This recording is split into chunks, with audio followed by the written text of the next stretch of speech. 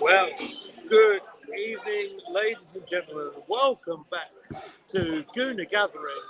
My name is Gooner Lee Meads, Lee Meadows, and I am joined by the poshest man in all of sports entertainment. Posh Bertie, how are you, sir? Hello. I was doing good, but for obvious reasons, I'm a little bit cross. Good to see El Dorito King in the chat. Who I remember you. You were with us during the Serbia game when we were doing the watch along, and you asked me if it was coming home, and I said no. Well, go figure. Anyway, good to see you, and good to see everyone else tuning in as well. We've got 9 people so far. Good stuff. Absolutely. For an impromptu stream, for the founding father who's not currently at home, as you can probably hear, I'm currently at a very busy Wetherspoons. So let's jump into it, Posh.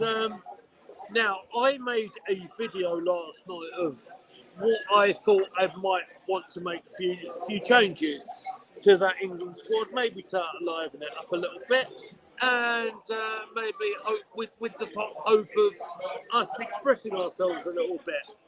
What did you make of the starting lineup, mate?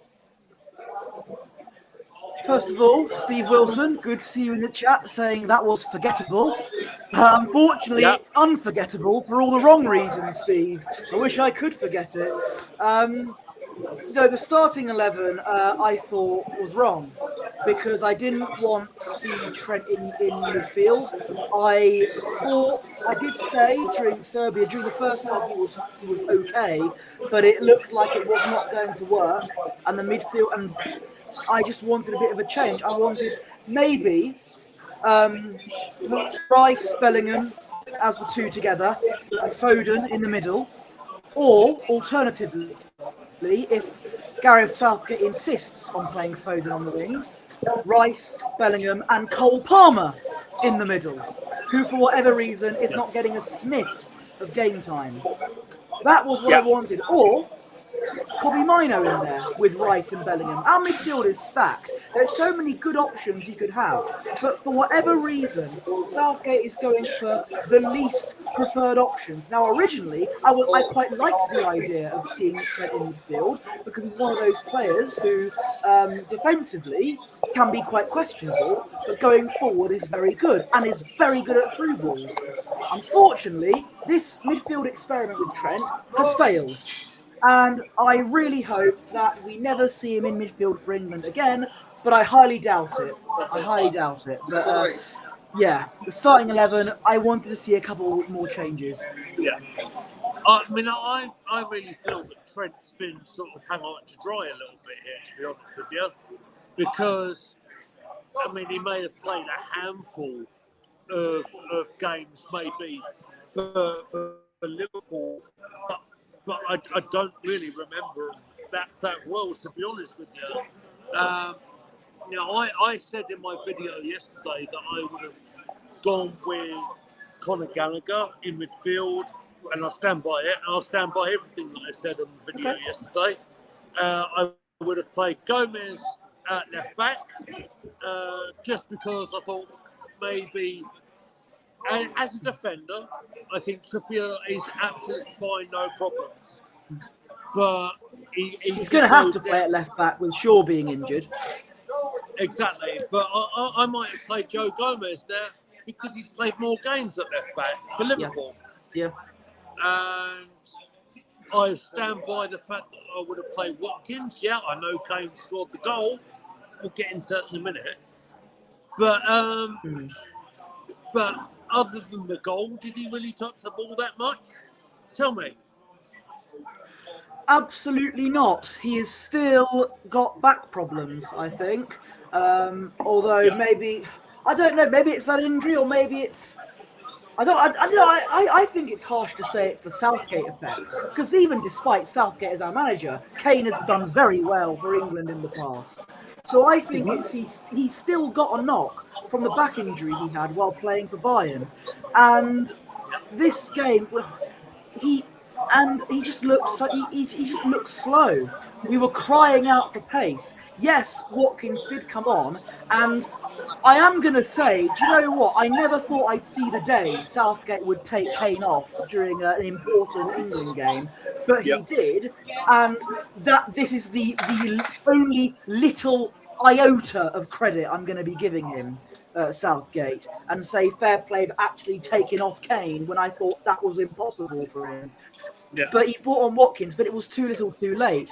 The game was we were crying out for pace up front, and we were crying out to play more attacking. And yeah, I completely agree with you. Watkins should have started because Kane still has a knock.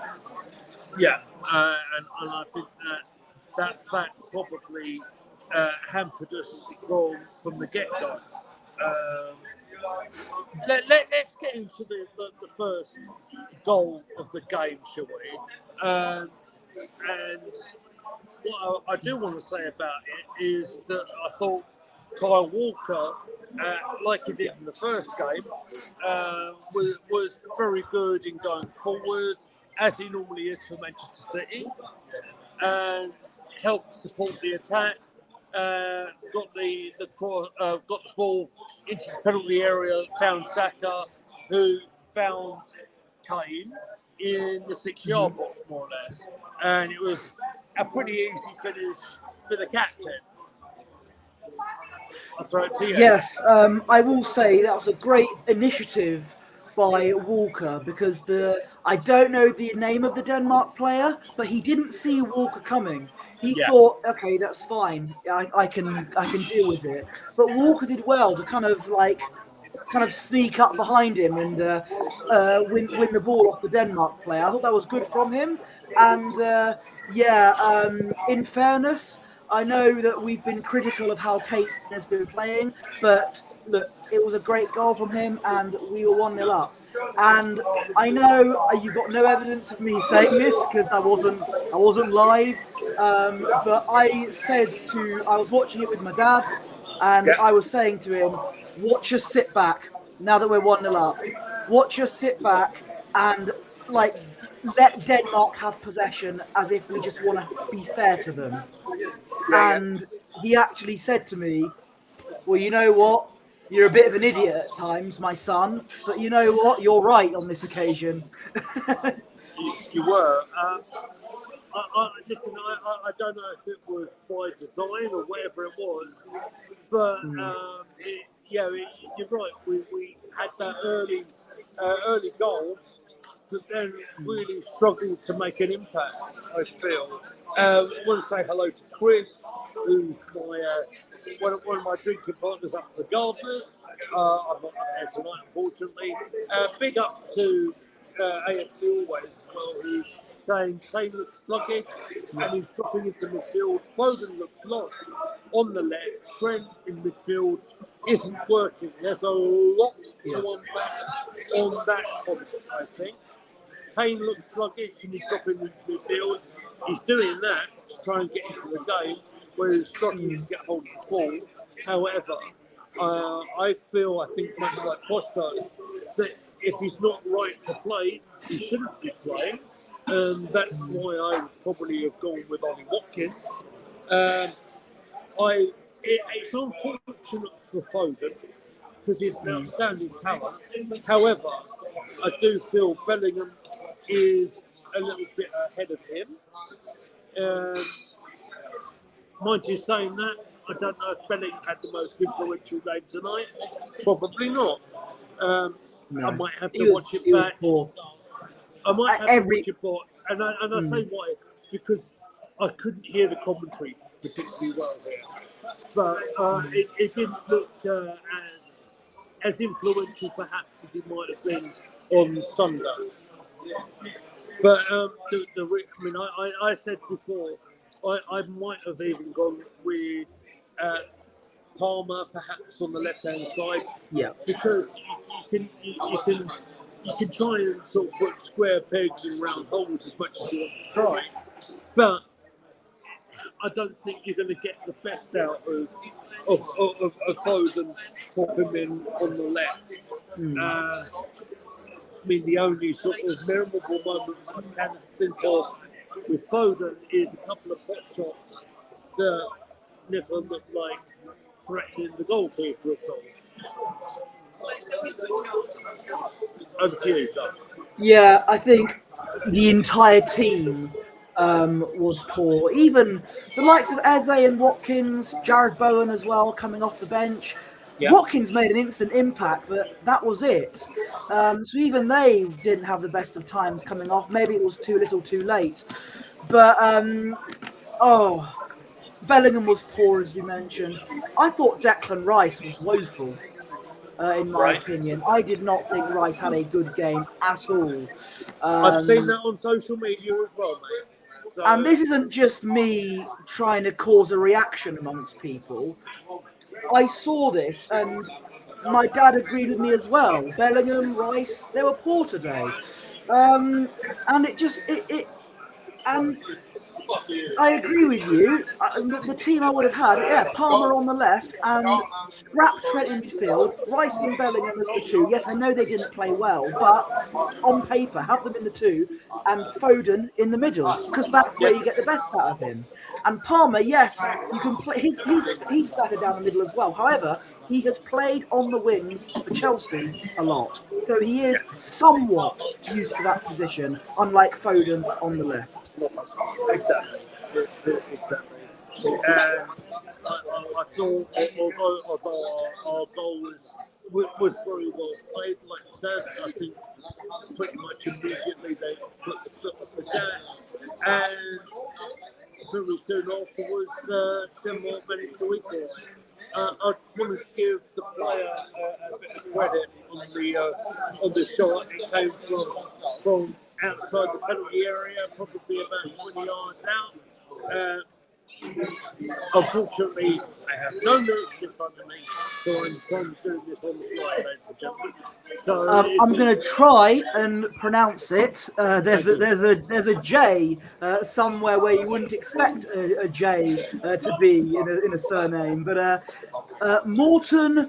I think the J is silent. Morten Holmund. I'm sorry if I pronounced that incorrectly, but that's the player who scored in the 34th minute, and that was quite a tidy goal as well.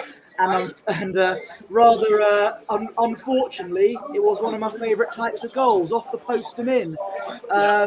Pickford was beaten, and you can put your rose-tinted, patriotic English goggles on and say, "Oh no," but Denmark deserved it. As I predicted, when we went in front, we were sluggish, we took our foot off the gas, we almost parked the bus, and Denmark, we had it coming. We had it coming, and it was no less than what Denmark deserved, and it was 1-1, and it's not good enough. As yes, I know that people will say, "Oh, Denmark have got some decent players." They are far from the team that they were in the Euros that was gone a few years ago, in my opinion. In the World Cup in Qatar, they were knocked out via the group stages, and a lot of their players are now older, and it's not the same Denmark as I'm seeing from the Euros just gone. So I think we should have had them they were there for the taking. I think on paper, the players that we had, we should have comfortably been beating them. But in typical Southgate fashion, it's not the easy way. yeah. Yeah. Do you want to say anything more? Yeah, I'll say that it's kind of unfortunate because the other game ended as a draw, if I'm not mistaken. Posh, you have to tell me because I haven't seen any of the other game today. But we could have tied everything up very nicely with a game to spare as far as I'm concerned. And again, for the second game running, and we said this during the live when we did the opener, I wasn't particularly impressed at all, to be honest with you. Would you like to make the point that you said to me off air, with the comparisons with what happened with the Ivory Coast?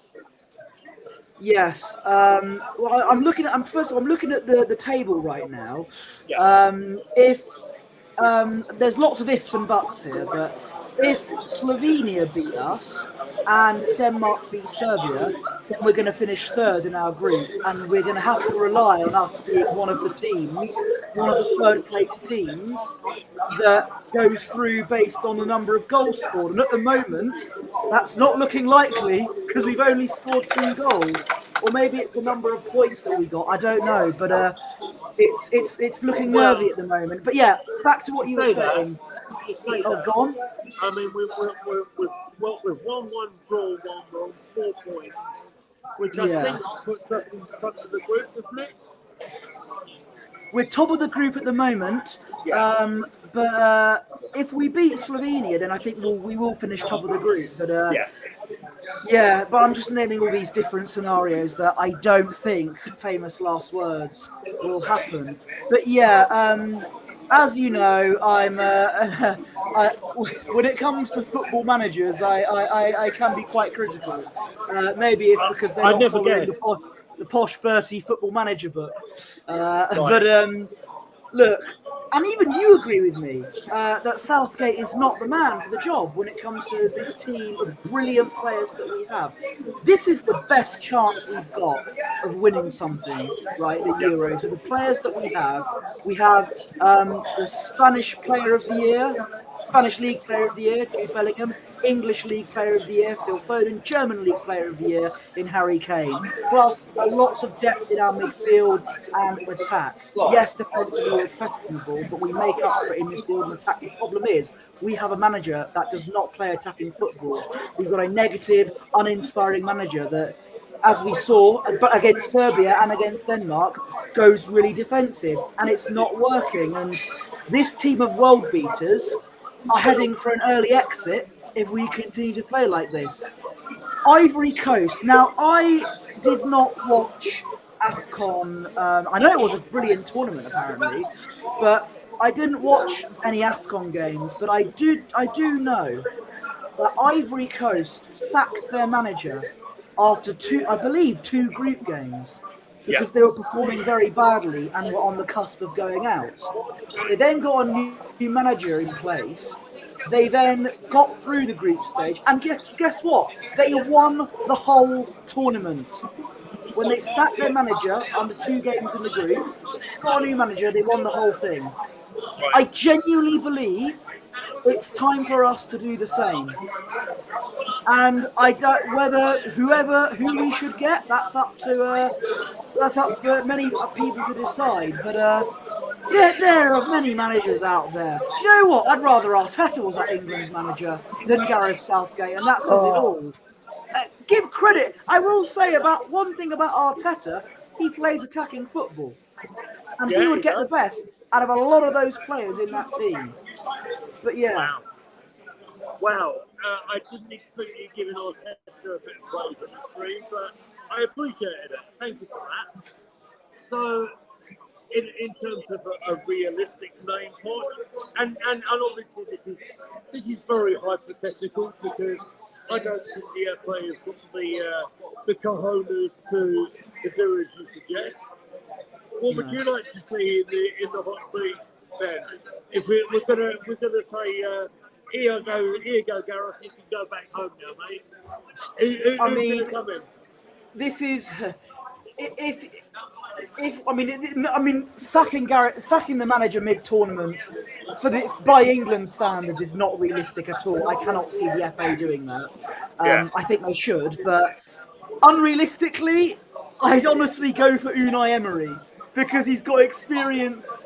He's an experienced manager, Yeah. has won trophies before, knows Yeah. Ollie Watkins and plays very good football. He'd be good, but he's with Villa at the moment. That will not happen in the slightest. Fair. Jurgen Fair. Klopp, perhaps. Wow. What say Listen to you? that, ladies and gentlemen. Oh my goodness, it's a tough one, isn't it? He hasn't got a club at the moment.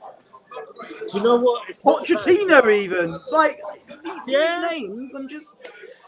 I mean, like I say, I think Poch got more of a harshly done by Chelsea. Yeah, it's not a bad shout.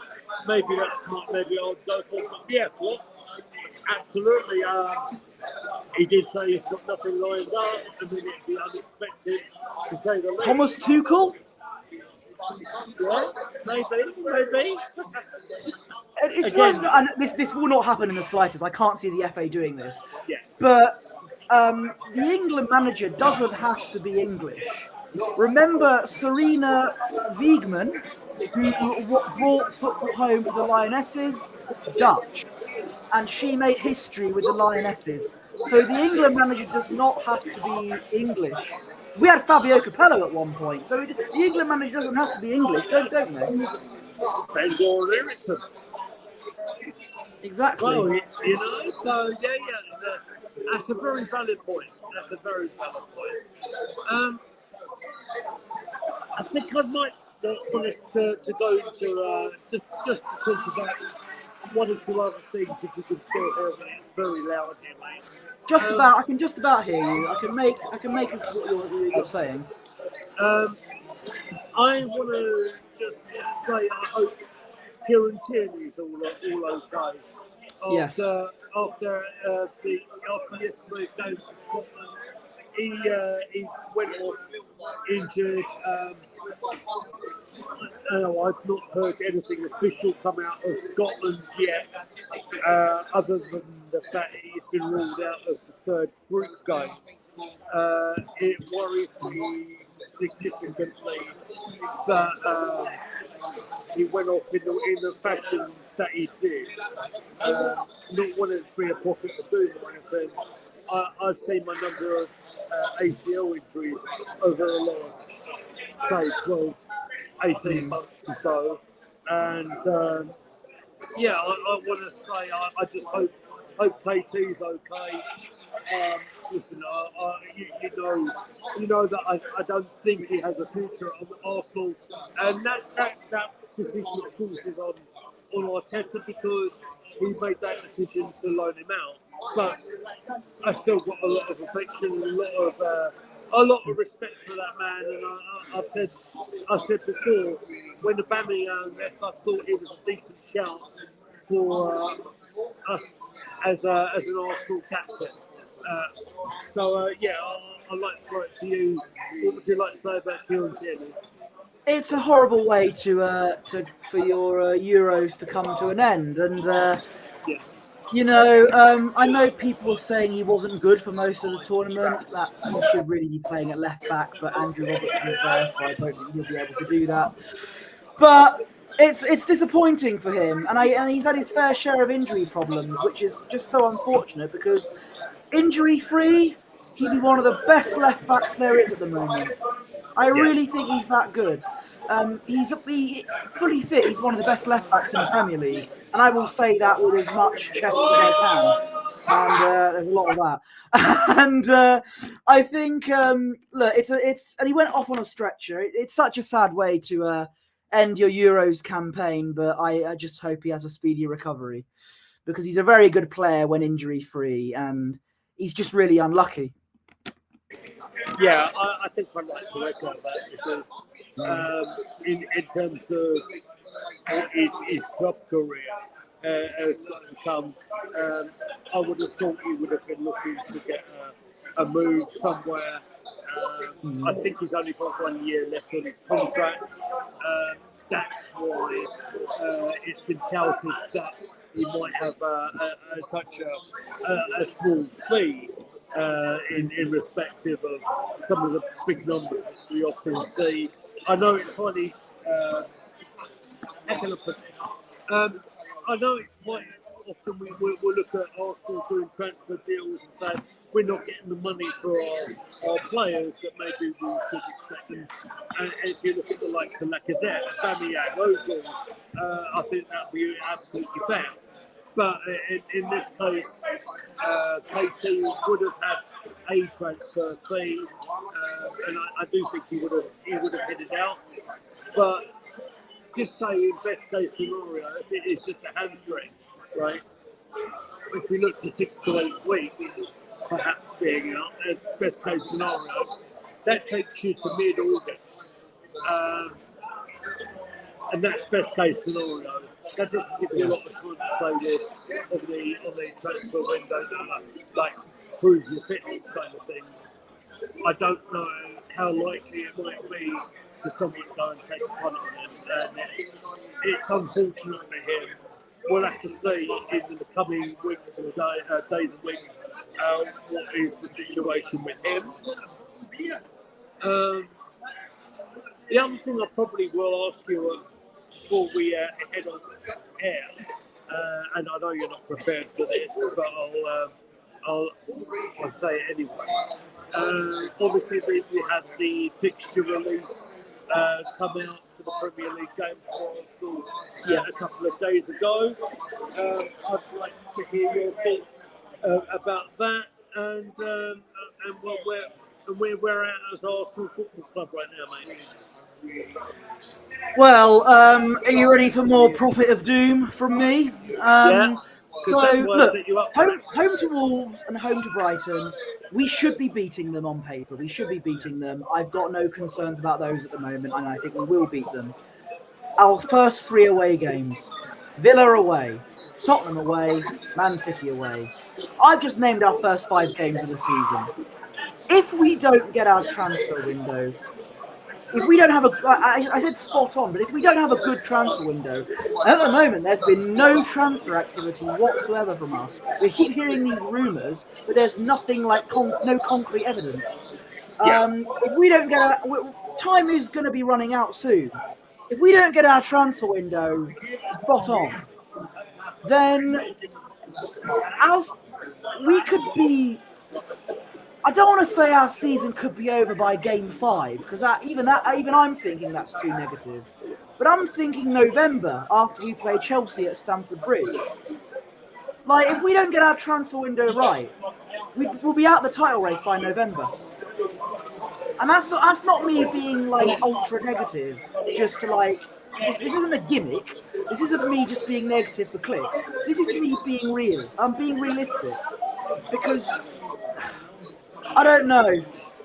I just think we need to improve our players. And if Declan Rice plays like he did against Denmark, then we definitely have a lot of work to do. But yeah, those are two different managers. I get that.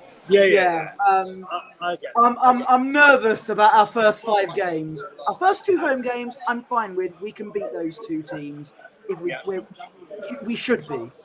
Our first 3 away games. Good Lord, that's very tough. Very tough.